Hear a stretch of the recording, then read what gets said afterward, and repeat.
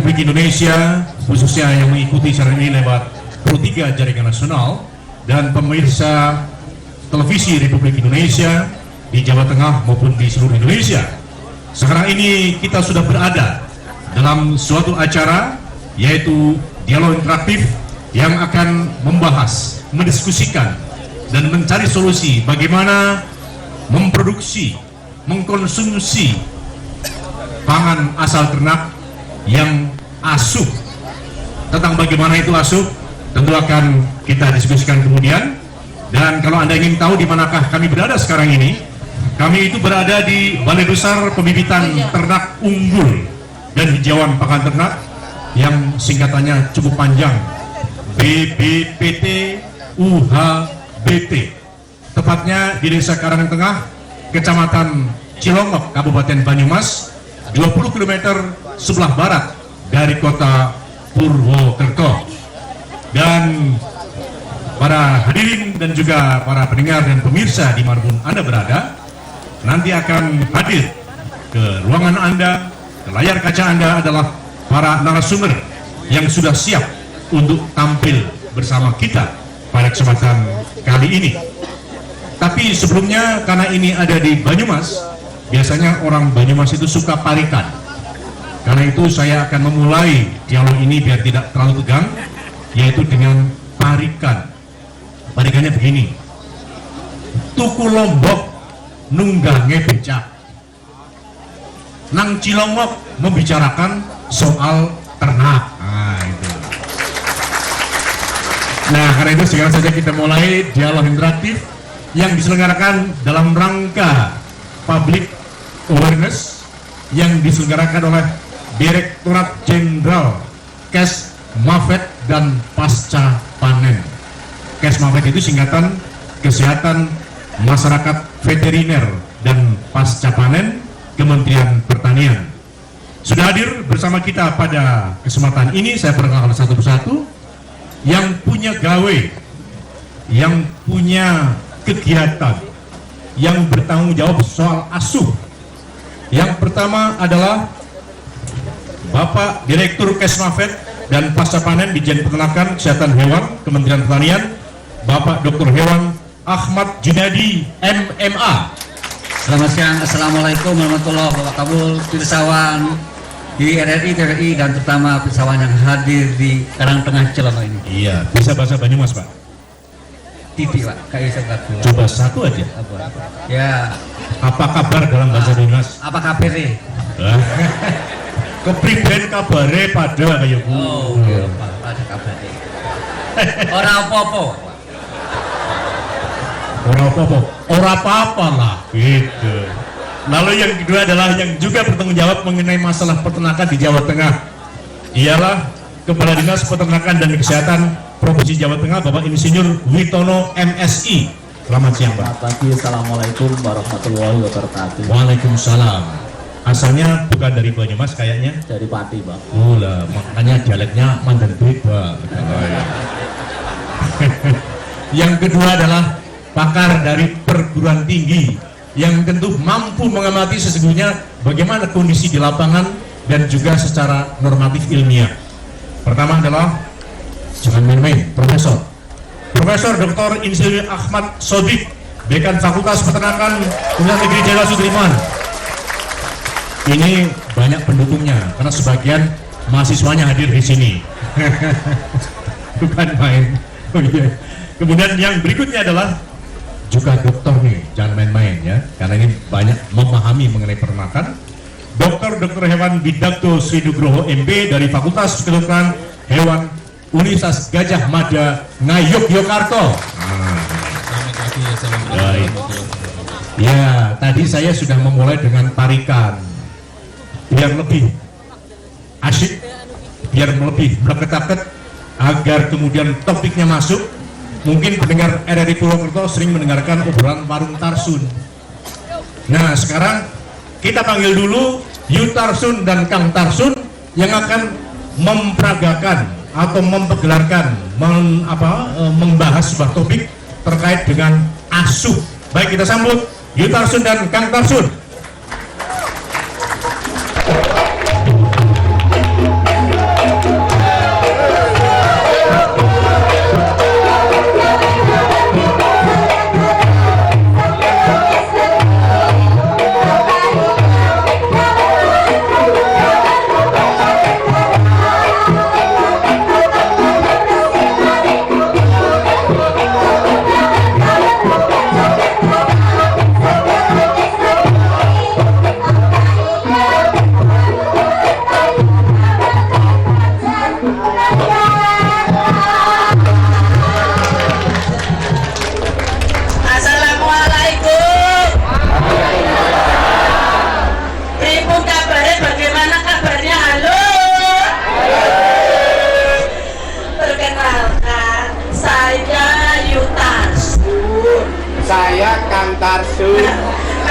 berdua ini yang punya usaha bakul gorengan warung RRI Purwokerto. Sudah dadah. Saya bukan Ayu.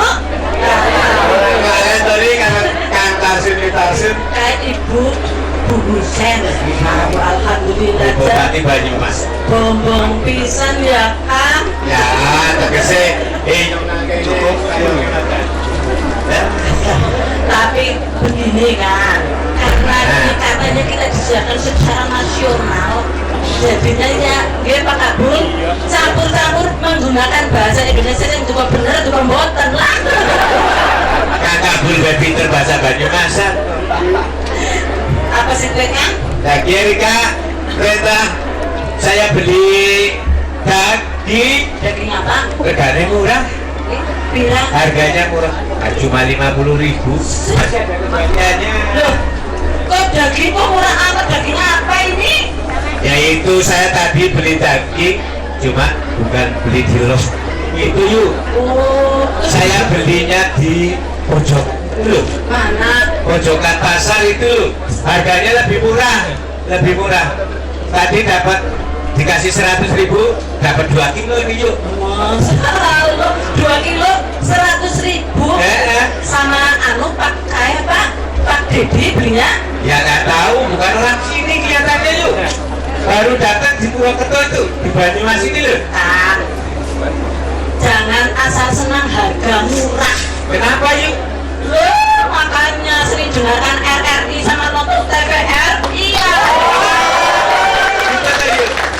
Iya. Harus dengerin RRI sama TVRI. Iya. Kenapa emang yuk? Dari situ kamu tuh akan banyak pengetahuannya. Nah, tentang apa saja? Ya, salah satunya masalah daging. Hah, gitu? Jangan asal beli murah, gih. Bener apa benar? Ya mesti yuk. Ini jadi daging gimana nih? Coba dilihat yuk. Jajan. Ini kayaknya aku udah curiga loh dagingnya loh. Kok banyak airnya dia kandungan airnya dia. Loh, Aja daging. jangan-jangan daging campuran Kang. Ya ini campur jenang dari Pak Lurah tadi. Lurah Karangtengah yuk. Maksudnya apa, campur apa yuk? Lah enggak, soalnya itu kan di RRI, di TVRI kemarin itu banyak ditayangkan Oh, gitu. masalah daging campuran, makanya harganya bisa murah, tapi hati-hati. Jadi jangan beli daging murah tapi nggak sehat ya Bu. Ya iya. Kok Bu Iyu kok ya? Aku oke udah Kemarin alias lupa ya. iya itu apa? Ini jadi kepriwe. Bagaimana ini yuk dagingnya? Ini harus hati-hati nih. Pokoknya aku tak bingung nih, airnya banyak mengandung air. Pokoknya sekarang kan kalau mau beli apa-apa jangan asal murah. Niki di sini ibu-ibu juga bapak-bapak. Kalau beli jangan asal murah Pak. Murah kalau ternyata tidak sehat ya percuma. Bener Bang? Larang sering tapi sehat. Tapi kebanyakan banyak orang asal murah yang penting warit tuh yuk. Kita salah ya yuk ya. Nah, jadi harus beli daging yang seperti apa tuh yuk? Ya beli daging sing aman, sehat, utuh, sur aja kelalen, sing penting Jadi kalau dicampur-campur itu nggak halal ya Bu? Kok bulan kita Bu? Iya ya. Jadi harus daging yang tadi itu aman, sehat, utuh, halal. Jadi kalau kita masyarakat kecil kan tidak tahu daging-daging yang itu yang sehat. bener Rika Kang. Nah, Masalahnya masyarakat kecil itu kan apa boleh harap makan daging ya kan, mau makan dagingnya ya, mau nyatanya. nah ini kan sebentar lagi kita masyarakat kecil makan daging. Mau Idul Kurban yuk. Setahun sekali nggak apa-apa daripada nggak pernah makan daging yuk. Tapi paling tidak ya tidak makan daging setiap hari ya bisa minum susu. Ya, kalau saya susu sudah cukup dari Yutasun aja. Susu itu ya setiap hari kalau bisa minum susu. Tapi saya suka susu yang banyak. Terus tidak boleh kebanyakan susu. Kenapa yuk? Tidak boleh kebanyakan susu Pak Kabul. Iya, lo branding gue katanya. Iya, ada kakek susu, kebanyakan susu kayak kucing, susunya rapik sih. Ya ini aja, yuk ini aja. Mumpung ini ada pakarnya, mumpung ada pakarnya, silakan kita nanti tanyakan kepada pakar-pakarnya yang akan dibantu oleh Takabul Budiono. Terima kasih, silakan Tarsun. Waalaikumsalam warahmatullahi wabarakatuh.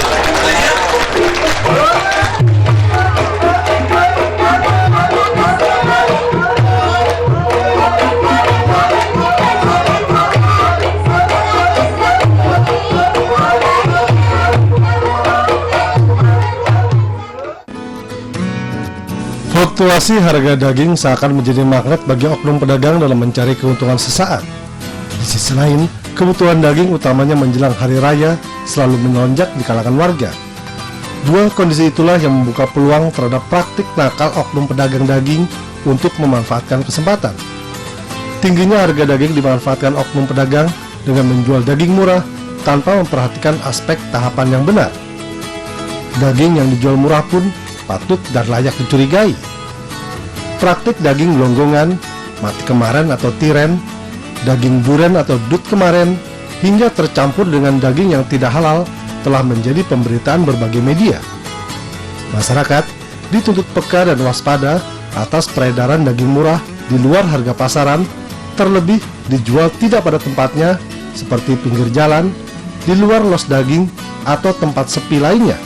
Kementerian Pertanian melalui Direktorat Kesmafet dan Pasca Panen terus mengingatkan masyarakat untuk memilih dan membeli daging yang asuh. Asuh merupakan singkatan aman dari penyakit, sehat untuk kebutuhan gizi, utuh karena tidak tercampur dengan daging lain, serta yang terpenting adalah halal. Pendengar Radio Republik Indonesia dan pemirsa TVRI dimanapun Anda berada, tadi adalah cuplikan mengangkat topik terkait dengan daging yang baik bersama Yu Tarsun dan Kang Tarsun. Tarsun itu singkatan sebentar-sebentar di dusun. Komentarnya orang dusun, gitu kan. Jadi begitulah gaya-gaya Banyumasan. Nah, karena tadi adalah komentarnya orang dusun, maka sekarang kita dengarkan komentarnya orang-orang pinter dan orang-orang yang mempunyai tanggung jawab terkait dengan soal asuh tadi, yaitu aman, sehat, utuh, dan halal. Saya akan mulai terlebih dahulu, pendengar dan pemirsa dimanapun Anda berada, dengan meminta penjelasan dari Pak Ahmad Junaidi MMA, Direktur Kesmafet dan Pasca Panen Ditjen Peternakan Kesehatan Hewan Kementerian Pertanian. Tahun ini kan Pekan Peternakan dan Kesehatan Hewan kan berfokus juga pada yang namanya ketahanan pangan. Sesungguhnya apa kaitan antara asuh dengan ketahanan pangan yang sesungguhnya memang menjadi cita-cita bersama? Silakan Pak. Terima kasih Pak Kabul.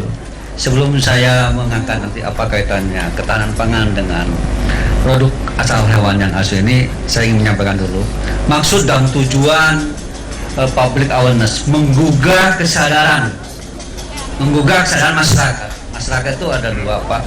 Bagaimana memproduksi pangan asal hewan itu, dan tak kalah pentingnya adalah bagaimana masyarakat yang mengkonsumsi. Dua dialnya ini harus paham. Karena apa? Pangan asal hewan itu, dia itulah pangan yang mempunyai kekhususan, baik dari segi ekonomi dan juga dari segi higien sanitasinya. Nanti dari perguruan tinggi menjelaskan apa sih itu asuh. Tapi untuk kegiatan sosialisasi, menggugah awareness ini, supaya apa? Kita tidak hanya cukup mampu menyediakan produk asal tanah itu dari segi kuantitasnya, tapi juga kita perlu perhatikan adalah mutu dan kualitasnya. Pangan asal hewan yang biasanya kenal dengan daging telur dan susu adalah pangan yang cepat rusak. Apa artinya? Kita harus menjaga dari mana? Sejak di farm sampai di meja makan. Itulah perlunya public awareness ini. Iya, sebentar. Bapak tadi menyebut ini ada kegiatan keliling, roadshow, public awareness dalam kegiatan ini, asuh dan sebagainya. Apakah memang kita menilai bahwa kesadaran itu masih perlu ditingkatkan baik pun di tingkat produsen maupun konsumen? Saya kira Pak Kabul seorang media massa tahu bagaimana kita mengkondisikan masyarakat itu Iya. tidak cukup tahu, tapi dia tuh harus mau. Oh iya. Tapi masih sudah cukup tinggi kesadarannya. Tidak cukup aja mau, nanti dia harus mampu melakukan mengkonsumsi atau memproduksi pangan hasil hewan yang hasil tadi. Itulah proses sosialisasi ini yang never ending proses, Pak, terus.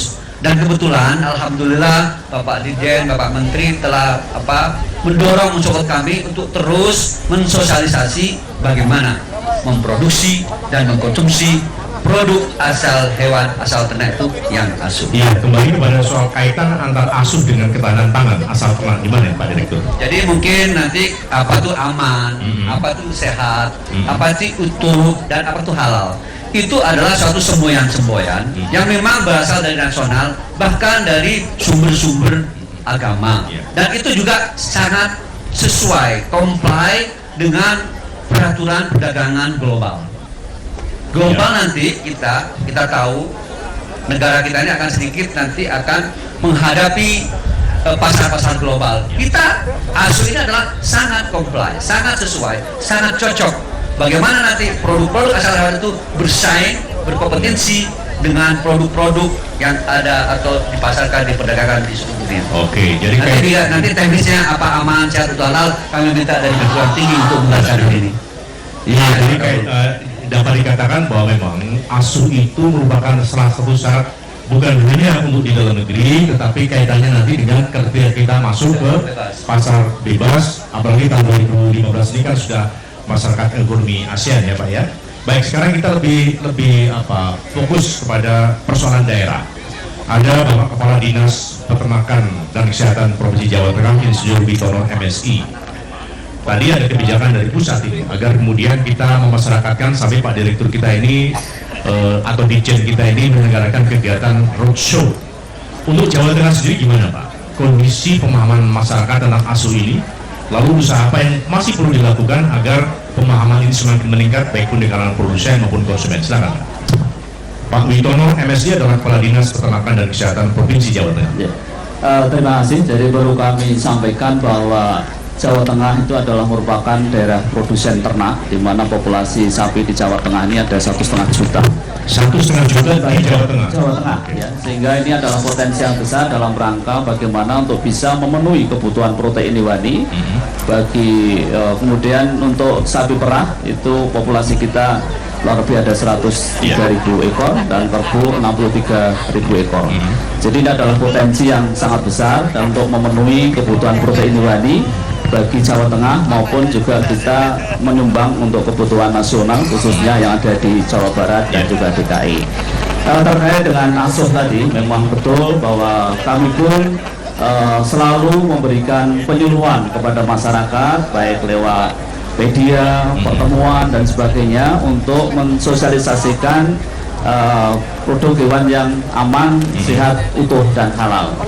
Dan kemudian di samping itu juga sarana dan prasarana ini juga kita benahi, baik itu di RPH, kemudian kios daging itu kita perbaiki sarana dan prasarana, termasuk juga yang menyembelih karena ini juga mempunyai peranan yang penting sekali terkait dengan halal tadi, sehingga para juru sembelih halal ini juga kita lakukan pelatihan dan kita berikan sertifikat bagi yang sudah lulus di dalam pelatihan tersebut. Jadi tentu saja dengan demikian harapan kami bisa menyediakan daging yang aman, sehat, utuh dan halal. Di samping itu juga penyuluhan kepada masyarakat ini juga perlu kita lakukan karena ini kedua-duanya dari RPH-nya juga kita benahi, kemudian dari masyarakat juga perlu kita berikan penjelasan bagaimana sih sebetulnya daging yang asuh tersebut.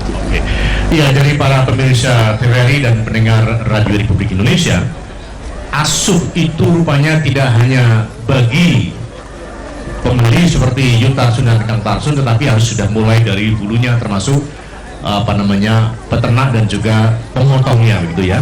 Baik, sekarang kita mendalami lagi tentang asuh ini. Ya, jadi di sini ada Pak Ahmad Sodik dan juga Pak Bidagdo Sri Nugroho. Pak Bidagdo Sri Nugroho dari Universitas Gadjah Mada, Yogyakarta, datang dari jauh. apa syarat yang harus dipenuhi agar produk hewan asal ternak itu menjadi asuh? Baik, terima kasih Pak Abu. Jadi tadi disebut beberapa kali asuh gitu ya, aman, sehat, utuh, halal. Jadi kalau kita ingin mendapatkan satu produk pangan asal hewan yang benar-benar bermanfaat bagi tubuh kita, berarti kita sudah sejak dari awal hewan itu dari farm sudah pasti atau kita yakin itu sehat. Ini nanti dalam rangka mendapatkan produk yang aman tadi. Aman di sini maksudnya apa? Aman itu produk ini atau bahan pangan asal hewan ini tidak mengandung bibit penyakit. Nah, itu berawal dari mana? Sejak dari farm. Kondisi hewan itu dipelihara itu sudah harus diawasi kesehatannya. Jangan sampai ada penyakit yang dapat menular kepada masyarakat melalui produknya. Selain itu prosesnya juga harus aman juga. Dalam hal ini tadi sudah disinggung, kalau itu daging maka proses penyembelihannya harus di rumah potong hewan. Nah, kenapa demikian? Karena di sana ada petugas yang bertugas untuk mengamankan. Sebentar Pak, ini menarik ini. Jadi dipotong di rumah potong hewan ya. Ya, nah, kalau ada kegiatan tertentu di masyarakat misalnya itu, kan tidak harus ke rumah potong hewan. Betul. Bagaimana Ya. prosedurnya? Jadi kalau bunyi undang-undang, semua produk pangan yang diedarkan oleh kepada yang digunakan untuk konsumsi masyarakat, terutama ini daging ya, itu harus disembelih di rumah pemotongan hewan atau rumah RPH. Tetapi untuk kepentingan tradisi keagamaan ini boleh disembelih di luar rumah pemotongan hewan, tetapi tetap diawasi oleh petugas kesehatan hewan. Ini dalam hal ini adalah dinas-dinas teknis terkait. Jadi ini kebetulan beberapa minggu kita akan berhadapan dengan Idul Adha, maka itu diperkenankan disembelih di luar RPH, tetapi akan ada petugas yang mengawasi di sana. Nah, ini tadi di dalam rangka untuk memenuhi unsur aman tadi. Kemudian utuhnya tadi sudah disinggung bahwa produk itu tidak boleh dicampur. Kalau ini daging sapi, maka jangan dicampur dengan daging selain sapi. Kalau dicampur daging kambing saja sama-sama halal, itu sudah bukan utuh lagi, tetapi ini sudah campuran, apalagi yang bukan halal, yang non halal. Kemudian sehat, jelas kalau sehat itu tadi nutrisinya ya, nutrisinya itu memang bermanfaat bagi tubuh kita untuk pertumbuhan dan kondisi tubuh yang lebih baik. Dan halal, nah ini tadi juga Bapak Kepala Dinas sudah menyinggung, dan ini oleh Bapak Direktur Kesmafet ini senang, ini singkatannya itu JULIHA, juru sembelih halal. JULIHA. Jadi kehalalan itu juga menjadi tanggung jawab pemerintah dalam hal ini dengan adanya juru sembelih halal yang akan disertifikasi. Jadi ini tadi sudah disinggung oleh bapak-bapak pemegang kewenangan, dan yang tadi kalau di dalam contoh kasus tadi ada daging-daging yang dicurigai tidak sehat. Nah, pemerintah saya kira juga sudah menyediakan banyak fasilitas untuk pengujian ya. Di Jawa Tengah juga ada lab Kesmafet, kemudian dari pemerintah juga ada BPMPP ya. Jadi ada pengujian yang untuk memastikan bahwa produk pangan asal hewan itu benar-benar memang aman untuk dikonsumsi dan menyehatkan dan tidak ada campuran dan tentu saja halal. Di perangkat-perangkat itu saya kira sudah kita siapkan, tinggal bagaimana kita sebagai masyarakat itu juga punya tuntutan untuk mendapatkan produk yang semacam tadi. Demikian, dokter. Demikian tadi Pak Widarto Sri Nugroho dari UGM, dan sekarang ini ada satu lagi pakar sebelum kita break sebentar ini, yaitu Dekan Fakultas Peternakan UNSUD di Purwokerto. Menurut Pak Ahmad Sodik ini, bagaimana kondisi atau kesadaran dari peternak khususnya di daerah Banyumas dan sekitarnya terkait dengan soal asuh, karena ini kan memang harus dimulai dari farm, dari peternaknya. Gimana Pak? Terima kasih, selamat pagi, salam sejahtera untuk kita semua. Ada sisi lain sebenarnya ini yang tadi disampaikan bahwa asuh itu harus dimulai dari farm sampai dengan table, sampai di meja. Yang menarik adalah bahwa sisi lainnya itu adalah berkaitan dengan ketersediaan, Pak. Kemudian yang kedua adalah aspek dengan bisnis. Karena kalau ketersediaannya relatif rendah, pasti aspek bisnis nanti akan mereka-reka. Kemudian yang berikutnya, ini yang menarik lagi adalah ada aspek di situ, ada namanya preservation dan pengolahan, Pak. Nah ini yang barangkali di masyarakat ini masih banyak terjebak, terutama yang berkaitan dengan warna, Pak. Bukan hanya pada daging sapi, tapi terutama pada unggas. Banyak sekali penggunaan warna-warna kuning. Ternyata di situ menggunakan zat-zat lain dan masyarakat terjebak. Dikira itu menggunakan kunir. Nah ini banyak sekali yang terjadi. Kemudian yang berikutnya, ini yang terjadi pada sapi potong, Pak. Ini yang cukup mengerikan adalah pada aspek bisnis untuk memperoleh harga tinggi, sehingga dibutuhkan satu inovasi dari para orang yang tidak bertanggung jawab. Artinya digelonggong, dikasih minuman air sebelum disembelih. Itu terjadi pada sapi potong. Kemudian yang berikutnya yang menarik lagi pada unggas, itu kalau ibu-ibu sering di pasar ini juga harus berhati-hati, karena setelah disembelih beberapa ayam niaga pedaging itu disuntik, Pak. Nah ini pencermatannya sebenarnya sederhana sekali. Kalau ibu-ibu belanja, harapannya daging itu bersedia untuk digantung. Nanti akan ketahuan bahwa itu ada kandungan air yang tidak dikehendaki atau tidak. Iya. Demikian, Pak. Ya, jadi itu unsur amannya tadi. Masih banyak yang bisa kita gali dari dialog kita pada kesempatan kali ini, karena ini penting buat kita dalam kaitan dengan bagaimana kita memperoleh daging yang asuh itu tadi. Dan Anda masih bersama kami dalam dialog interaktif berkaitan dengan Hari Bakti Peternakan dan Kesehatan Hewan langsung dari Cilongok, Banyumas, Jawa Tengah.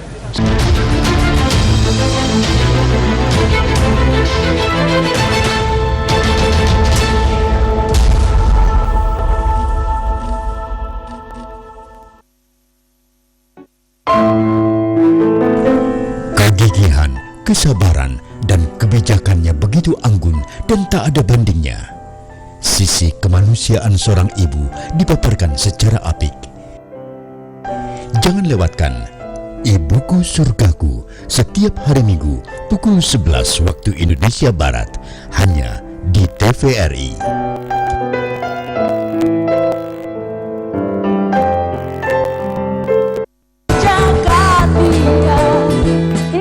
Perempuan, acara yang hadir sekali dalam sepekan, memberi pencerahan dan manfaat bagi semua persoalan yang berkait dengan kewanitaan.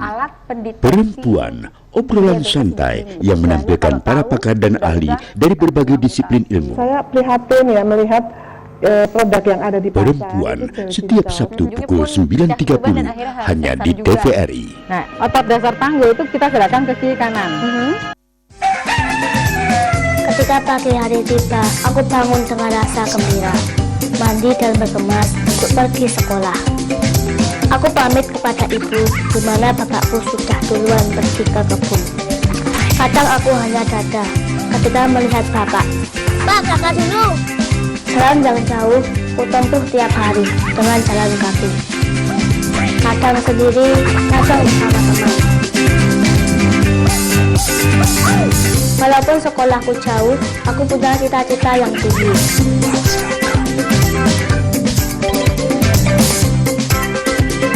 Maka sekolah adalah semangatku. Saya, Pak. Pentas Ring Tinju TVRI digelar setiap pekan. Atraksi pertarungan antar petinju-petinju handal dari berbagai kelas menyuguhkan tontonan segar. Saksikan Ring Tinju TVRI setiap hari Minggu pukul 21 langsung dan eksklusif di sini di TVRI.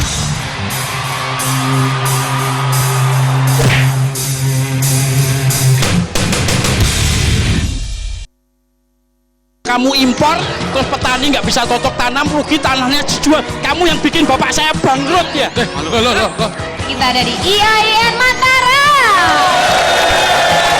Kita lebih bangga pakai produk luar atau pakai produk dalam negeri.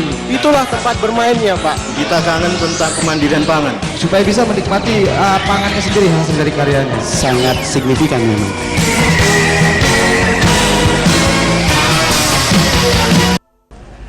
Ya, pendengar Radio Republik Indonesia dan pemirsa televisi Republik Indonesia, kita masih bersama dalam dialog langsung dari Desa Karangtengah, Kecamatan Cilongok, Kabupaten Banyumas.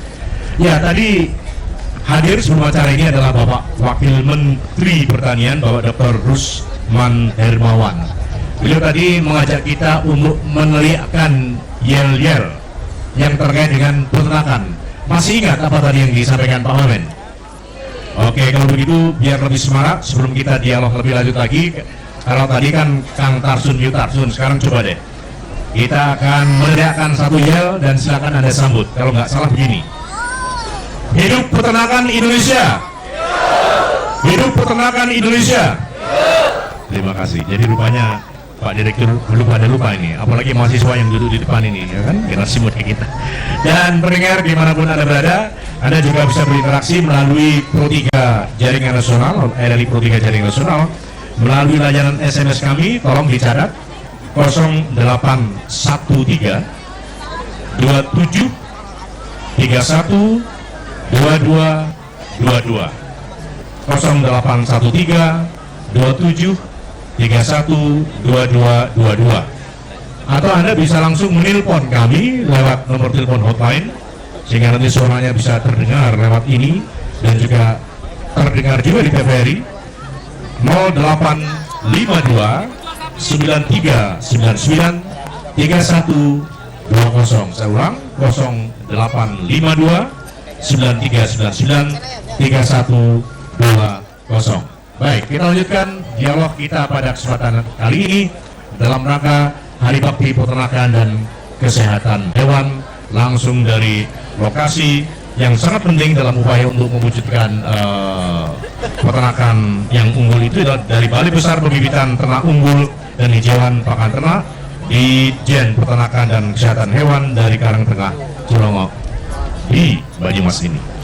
Tadi ada pertanyaan yang masih belum kita selesaikan, yang perlu jawaban dari bapak-bapak narasumber pada kesempatan kali ini. Dan sambil menunggu SMS yang masuk dan mungkin menuju pertanyaan dari para hadirin yang ada di daerah yang sejuk dan indah serta menyenangkan ini, saya kembali kepada Pak Direktur ini. Pak Direktur, Pak Dr. Hewan Ahmad Junadi MMA. Ini kan tadi disebut juga oleh pakar kita dari Unsur bahwa di hulu itu kemungkinan ada upaya-upaya untuk menjadikan asuh ini tercemar, dikasih zat pewarna, kemudian ada lagi disuntik, kemudian dicampur sehingga tidak utuh lagi. Usaha apa yang dilakukan pemerintah untuk agar ini terhindar itu? Gimana Pak? Terima kasih Pak Kabul. Bagaimana kita untuk mengetahui bahwa asuh itu memberikan suatu jaminan ya, bahkan bukan hanya jaminan kesehatan, tapi adalah menjaga ketentraman batin. Tentunya kita harus jelas apa artinya. Kita melalui pemeriksaan dan pengujian yang dilakukan oleh laboratorium. Dan kebetulan pada pagi ini laboratorium nasional dan laboratorium regional yang di Jogja hadir di tengah-tengah kita untuk membuktikan bagaimana kita membuktikan produk asal hewan itu yang sudah busuk atau sudah mati tapi dikasih kunir atau pewarna, atau supaya segar dikasih warna merah cerah.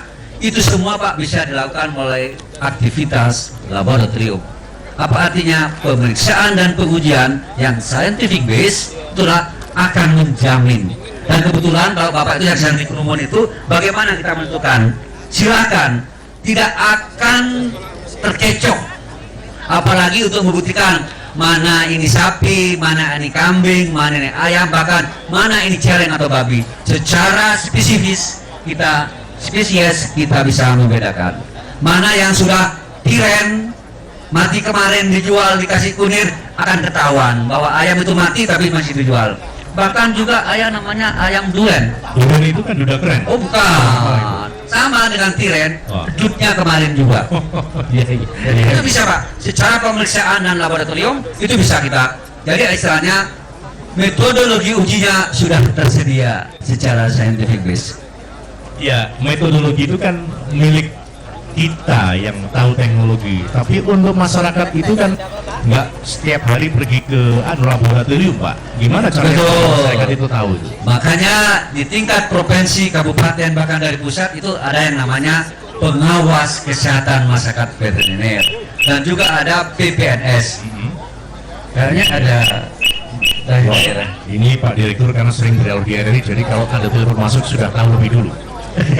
Tapi begini Pak, ini ada nanti kami tunda dulu. Oke, ini ada apa namanya SMS dulu masuk Pak ya. SMS-nya ini datang dari Pak Masis di Cilacap ini. Cara untuk dapat bantuan ternak bagaimana? Ini ya Pak Masis, nanti tolong kalau mau nanyakan kaitannya dengan yang topik kali. Tapi ini saya kira juga saya kira apa kabul. Di sini perlunya ada ketua kepala dinas daerah provinsi. Ya, kalau Pak Direktur sudah bilang begitu ya nggak apa-apa. Jadi memang kadang-kadang topik ini tuh keluar dari konteks. Oke. Tapi alhamdulillah kami memang siapkan. Biasanya ada penguasa regional atau lokal. Alhamdulillah nanti bisa kami cover ini. Oke. Supaya tidak mengecewakan para SPS. Saya kira Pak Kadis, Pak Widodo bisa. Bagaimana sih? Kita tampung dulu Pak ya. Ya, Ini ya. ada lagi datang dari jauh Pak. Dari Cilacap ya. Ini dari Binjai, Sumatera Oh, dari Utara. Aceh, tepuk tangan dari Aceh itu Pak. Binjai, Sumatera Utara ini mendengarkan RRI lewat Pro 3 ini ya. Namanya Ibu Lina.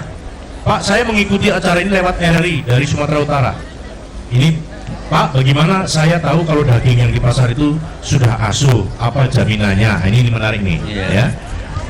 Baik, saya kira itu tadi bisa dilanjutkan. Nanti kaitannya dengan soal bagaimana sih mendapatkan bibit ternak yang baik, Ini kan memang kaitannya dengan ketahanan pangan ini nantinya ya. Setelah langsung dijawab SMS ini. Saya kira Pak yang Cilacap dulu Pak. Puas Pak. Ya, langsung. Ya, tadi ada pertanyaan dari peternak Cilacap bagaimana cara untuk bisa memperoleh bantuan ternak. Yang jelas bahwa kami dari Dinas Peternakan dan Kesehatan Hewan Provinsi Jawa Tengah hanya bisa memberikan bantuan itu pada kelompok. Jadi peternak ini harus tergabung dulu di dalam bentuk kelompok. Nah, kemudian setelah itu juga mengajukan proposal Pak, karena tidak mungkin kita memberikan bantuan tanpa ada permohonan. Dan kalau untuk pusat itu biasanya lewat elektronik proposal, proposal yang itu diajukan 1 tahun sebelumnya. Jadi misalkan untuk tahun depan ini juga kemarin sudah kita tutup sebetulnya proposal ini, sehingga dari peternak tadi lewat kelompok kemudian mengajukan proposal disampaikan ke dinas yang membidangi fungsi peternakan di kabupaten kota, kemudian nanti dimasukkan proposal. Nah kemudian kalau APBD itu proposalnya diajukan kepada Dinas Peternakan dan Kesehatan Hewan Provinsi Jawa Tengah. Kemudian yang untuk bantuan sosial ini bisa disampaikan proposalnya itu lewat Biro Bina Produksi yang ada di Setda Prop Jateng. Iya, jadi begitu Pak yang Cilacap. Jadi jangan seperti kata saya, mak juga klik jaluk bantuan ternak, ada prosesnya itu. Yang pertama menjadi anggota kelompok, yang kedua mengadukan proposal dan jauh-jauh hari itu ya Pak ya. Oke. Terus saya kira tadi, ini ada nggak dari floor yang mau bertanya? Ada yang sumut tadi. Oh yang sumut, jangan lupa ini ibu-ibu nih. Ya, sumut tadi betul. Ini alhamdulillah kita bisa dapat itu. Tadi saya sampaikan, bahkan di fragmen sudah jelaskan bagaimana kita untuk meyakinkan kita untuk menjamin bahwa produk yang beredar di pasar-pasar itu adalah masuk kategori asuh. Betul, makanya saya sarankan Bapak Ibu sekalian itu untuk berhati-hati bahwa membeli produk asal hewan, daging terutama baik daging sapi dan ayam di tempat-tempat los atau meat shop yang resmi. Satu. Yang kedua, jangan terkecoh dengan harga murah. Kalau di kabupaten kota, cermati siapa pelaku penjualnya. Di saat saya kira Pak, kalau di kabupaten kota kelihatan, di los pasar utamanya itu lihat, oh yang jual Pak Rojali, Pak siapa. Kalau ada jagal yang baru datang, ini siapa nih, jagal dari mana ini? Apalagi nanti jualnya dekat tempat parkir. berarti dia tidak resmi. Patut dicurigai dia memproduksi atau akan menjual atau memperdagangkan produk asal hewan itu yang tidak asuh. Yang tidak asuh bukan hanya laboratorium. Sejak hewan masih hidup diperiksa, namanya antemortem, pemeriksaan. Setelah hewan telah dipotong diperiksa lagi, postmortem. Kenapa? Ada penyakit-penyakit yang pada waktu hidup tidak diketahui, baru diketahui setelah dipotong. Jadi sangat-sangat kami hati-hati dan bertahap Pak, untuk tetap menjamin produk asal hewan itu yang asuh. Saya kira gitu Pak. Ya baik, jadi Ibu Lina dari Binjai, saya kira itu tadi jawabannya. Mudah-mudahan ibu-ibu yang lain yang saya kira juga perhatian yang sama seperti Ibu Lina dari Binjai Sumatera Utara ini telah mendapatkan jawaban. Dan para hadirin yang berada di Karangtengah ini, selain mahasiswa juga ada pelaku usaha bidang peternakan yang singkatannya HORECA, Hotel, Restoran, dan Catering, karena ini kan terkait dengan soal yang asuh itu. Lalu juga ada ibu-ibu Dharma Wanita ini juga hadir di sini, yang kadang-kadang sangat teliti kalau soal peternak atau hasil ternak itu. Nah, baik, saya kira sekarang kita berikan kesempatan kepada yang hadir di sini setelah tadi pendengar kita lewat SMS yang ingin menyampaikan pertanyaan. Wah, ini kelihatannya sangat antusias, seorang mahasiswi dari Unsud kalau nggak salah ini ya. Ya, silakan sebutkan namanya ya deh ya. Ya, Assalamualaikum warahmatullahi wabarakatuh. Nama saya Tri Puji Rahayu, asal dari Fakultas Peternakan Universitas Jenderal Sudirman. Nah, di sini tadi dijelaskan awal dari bapak-bapak itu menjelaskan mengenai asuh seperti itu ya Pak. Di sini kan ada tadi dari masyarakat itu bukan hanya mampu tapi harus mau seperti itu ya Pak. Nah, bagaimana strategi menjadikan mau masyarakat seperti itu? Contoh saja tadi yang dijelaskan sama yang tadi melawak itu ya, bahwa makan daging aja hanya ketika Idul Kurban kayak gitu. Nah, untuk memaukan masyarakat mengkonsumsi daging itu seperti apa? Padahal untuk pendapatan dari masyarakat itu kan ada yang menengah ke bawah dan menengah ke atas kayak gitu. Kemudian yang kedua, tadi dijelaskan bahwa ada pengawasan ketika pemotongan hewan, boleh tidak di rumah potong hewan. Ada di saya di Temanggung gitu ya Pak. Jarang sekali pemotongan hewan itu ada di rumah potong hewan. Kebanyakan di rumah jagal itu sendiri. Nah, kebetulan bule saya sebagai jagal, jadi saya setiap hari itu melihat, menyaksikan sendiri bagaimana cara pemotongan. Ya memang kalau pemotongan memang sudah ya mungkin bisa dikatakan halal seperti itu ya Pak. Nah, tapi untuk kondisi dari ternak itu sendiri kan kita kurang paham, apalagi untuk jagal sendiri juga. Bule saya juga tamatan apa kayak gitu ya Pak, bukan sarjana dan atau yang lain kayak gitu. Nah, itu nanti pengawasannya itu seperti apa untuk kesehatan dari ternaknya itu sendiri. Terus kan dari biasanya di peternak rakyat itu kan ada ternak yang memang tidak sehat, tapi itu dibuat namanya kalau di saya itu berean gitu ya Pak. Nah, itu diberek nanti kemudian dipotong. Nah, itu bagaimana nanti untuk setelah sampai kepada konsumen. Ya, terima kasih. Wassalamualaikum warahmatullahi wabarakatuh. Tepuk tangan untuk mahasiswa kita dari Unsud. Ada telepon yang masuk ini sudah. Silakan barangkali yang sudah masuk di line telepon PGRI. Selamat siang. Halo, selamat siang. Ya, maaf, dari mana ini Ibu? Dari Dinda di Bogor. Dinda di Bogor. Iya, betul. Tepuk tangan untuk pendengar kita yang dari Bogor. Silakan pertanyaan singkat saja Bu Dinda ya. Cuma ada beberapa pertanyaan aja nih Bapak-bapak. Ini untuk pertanyaan RPH terpadu Bapak. RPH terpadu. Iya, RPH terpadu itu apa saat ini sudah dapat menghasilkan masuk ke unit penghasil daerah PPAD Pak. Terus untuk yang kedua, apa beda RPH untuk hari raya dengan hari-hari biasa? Apa ada bedanya Pak? Oke. Dua pertanyaan aja. Terima kasih banyak untuk penjelasannya. Assalamualaikum warahmatullahi wabarakatuh. Nuhun Ibu Indah langsung dari Bogor. Dan kita juga mengucapkan selamat datang kepada Bapak Wakil Menteri Pertanian Bapak Dr. Rusman Hermawan yang sudah hadir kembali setelah tadi baru saja melakukan peninjauan ke lokasi pameran dan kegiatan-kegiatan pada saat Hari Bakti Peternakan dan Kesehatan Hewan di Karang Tengah, Cilongok, Banyumas ini. Tapi baiklah, sekarang ini saya kira yang menjadi menarik adalah pertanyaan dari Bogor tentang RPH itu tadi. Kepada Pak Direktur, kami silakan Pak Terima Ahmad kasih Junadi. penanya dari Bogor, Ibu Bu Lani ya. Linda. Ya. Terima kasih Bu pertanyaannya. Tadi ada RPH terpadu. Memang betul, fungsi RPH itu ada 3. Selain sebagai pelayanan publik, pelayanan masyarakat, dia juga sebagai tempat bagaimana kita melakukan suatu surveillance penyakit, Pak, di situ. Penyakit itu bisa. Kenapa di situ ada pemeriksaan dan pengawasan. Dan tak kalah pentingnya adalah dia sebagai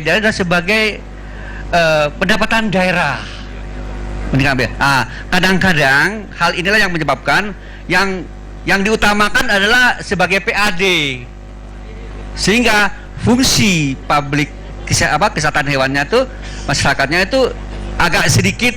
Nah, ini bagaimana kita nanti memberikan suatu sosialisasi bagaimana nanti terutama bekerja sama dengan provinsi dan kabupaten kota supaya fungsi-fungsi. Dan hal ini kita sudah mulai, Pak, bekerja dengan otonomi daerah bagaimana menyiapkan peraturan-peraturan daerah. Karena di undang-undangnya jelas, setiap tadi disampaikan oleh ahli dari UGM, setiap produk hewan yang beredar harus dipotong di rumah potong hewan resmi. Nah, kalau masalah hari raya, memang secara peraturan undang-undang untuk keperluan khusus, untuk adat, untuk keagamaan, itu kami masih memberikan satu peluang, tidak dipotong di rumah potong hewan pemerintah. Namun tadi sampaikan, namun pengawasan oleh petugas tetap. Saya kira Bapak Dirjen kami sejak bulan Juli menghadapi seperti Hari Raya Kurban telah melakukan suatu surat edaran supaya untuk mempersiap di provinsi sudah ya Pak ya, bahkan sudah kami kata-kata, dan khusus di Jabodetabek nanti ada tim-tim pemantau. Karena apa? Akan melibatkan perguruan tinggi dan asosiasi dokter hewan yang melibatkan medik dan paramedik, dokter hewan dan para pembantunya. Jadi itu Pak Kabul. Jadi kami masih memberikan peluang bahwa untuk keperluan khusus cuma untuk adat dan hari raya diperbolehkan untuk dipotong di luar RPH. Namun tetap petugas akan membantu pengawasan dan pemeriksaannya. Iya, demikian pendengar RRI dan pemirsa TVRI, penjelasan dari Direktur Kesmafed dan Pasapanen, Pak Dr. Hewan Ahmad Junadi menjawab pertanyaan yang dari Bogor tadi. Kemudian tadi pertanyaan mengenai buliknya yang jagal sapi sendiri itu gimana itu, Pak? Jadi seperti apa yang tadi sudah disampaikan terdahulu ya, bahwa memang pemotongan itu harus dilakukan di RPH. Ya, jadi kalau itu dilakukan di rumah sebetulnya tidak diperbolehkan itu. Jadi saya kira di Temanggung sudah ada RPH dan tolong disampaikan pada buliknya agar motongnya itu jangan di rumah tapi di RPH karena RPH sudah disediakan. Baik, terima kasih hadirin sekalian. Saya kira sebagai penutup dari dialog kita kali ini, silakan catatan atau penggarisbawahan dari Pak Direktur Kesmafed dan Pasapanen Ditjen Peternakan Kesehatan Hewan, Pak Dr. Hewan Ahmad Junadi MMA. Silakan. Terima kasih Pak Kabul.